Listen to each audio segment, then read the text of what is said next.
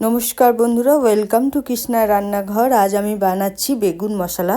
বন্ধুরা দেখুন, এইভাবে বেগুনগুলোকে আমি 4 পিস করে কেটে নিচ্ছি। এটা বেগুনগুলো একটু ছোট সাইজের।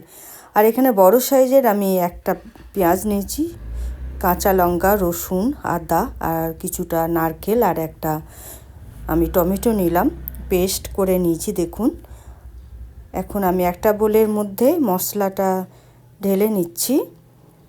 আর এর মধ্যে দিচ্ছি আমি হলুদের গুঁড়ো, স্বাদ মতো লবণ, স্বাদ মতো মিষ্টি দিয়ে খুব ভালো করে মিশিয়ে নিচ্ছি। আর একটু আমি লবণ দিলাম। এরপর যে বেগুনগুলোকে আমি কেটে রেখেছি এর মধ্যে মশলাটাকে খুব ভালো করে মেখে নিচ্ছি। কিছুক্ষণ মেখে রেখে দিয়েছি। তারপর আমি এদিকে সাদা তেলের মধ্যে বেগুনগুলোকে দিয়ে মশলাটা ওপর থেকে খুব ভালো করে সাজিয়ে আমি এটা লো হিটে 5 মিনিট করে আমি রাখবো। আবার একটু করে নেড়ে দেবো। এভাবে উল্টিয়ে দিতে হবে বেগুনগুলোকে, নাহলে মশলাটাও পুড়ে যাবে, বেগুনটাও পুড়ে যাবে।